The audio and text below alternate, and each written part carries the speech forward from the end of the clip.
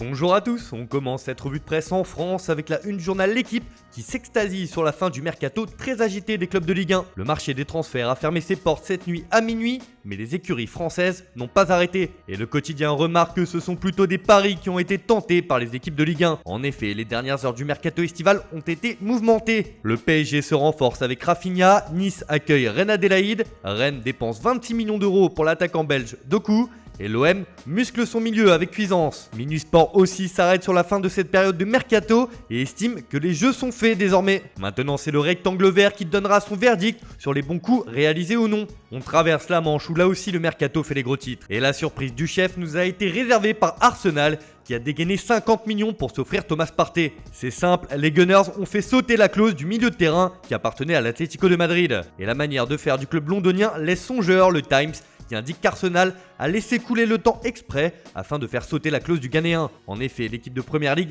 a déposé le chèque à la Liga 32 minutes avant la fin du mercato, laissant le club madrilène à ses regrets. Le Daily Mirror se régale également de ce transfert, mais lâche un joli tac aux pensionnaires de l'Emirates. Arteta reçoit son joueur pour 50 millions d'euros et 285 000 euros par semaine, mais le pauvre Gunnar Sorus, la mascotte du club, est licencié. En revanche, en Espagne, ce transfert ne passe pas. Comme l'indique AS sur son site internet ce matin, les colchoneros sont bouleversés par la manière d'agir d'Arsenal. On reste en Angleterre où la lourde défaite de Manchester United contre Tottenham dimanche 6-1 devrait avoir de lourdes conséquences pour Ole Gunnar Solskjaer. En effet, le Daily Star lâche une véritable bombe ce matin sur sa couverture et annonce que les Red Devils discutent avec Mauricio Pochettino. United frappé par la crise, prêt à se battre pour l'ancien patron des Spurs, écrit le tabloïd, pour qui il ne fait aucun doute que l'entraîneur norvégien est clairement menacé. Même son de cloche en une du Daily Express qui estime pour sa part que United joue la montre avec Pochettino. Les taux se resserrent sur Ole Gunnar Solskjaer. On file en Espagne où habituellement le Real Madrid fait des gros titres pendant le mercato. Mais cette année, le club merengue a été particulièrement sage. Et comme le souligne le journal AS sur sa une, Madrid revient en 1980. Car oui, cela fait 40 ans que le Real n'avait pas bouclé un mercato sans aucune recrue. Seuls les joueurs prêtés Odegaard, Lunin et Odriozola ont été récupérés. Les renforts sont attendus pour 2021, espère le quotidien madrilène. De son côté, Marca revient sur les 250 buts de Karim Benzema avec la Casablanca. Benzema prétend qu'il est un buteur. Ces 250 réalisations sont là pour le rappeler, juge le Canard. On reste dans la péninsule ibérique où là aussi le mercato n'a pas fait que des heureux. Jusqu'au dernier moment, le FC Barcelone a tenté de faire un coup.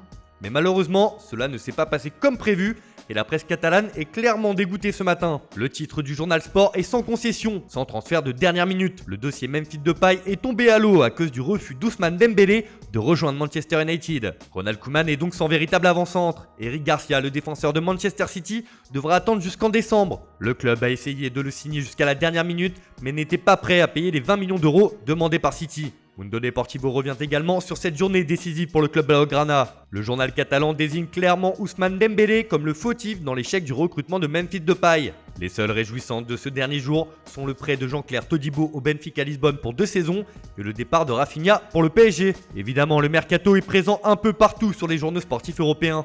L'Italie ne déroge pas à la règle et c'est l'arrivée de Federico Chiesa à la Juventus qui fait la une de la Gazzetta dello Sport. Le journal au papier rose estime que la vieille dame est déjà dans le futur avec Chiesa. D'où le titre, la jeune dame. Tuttosport revient également sur cette arrivée qui risque de faire du bruit chez les supporters de la Fiorentina. Le quotidien turinois souligne la colère des tifosi de la Viola qui estiment que ce transfert est une trahison de la part de l'attaquant. Le prochain match entre les deux équipes s'annonce particulier pour Chiesa.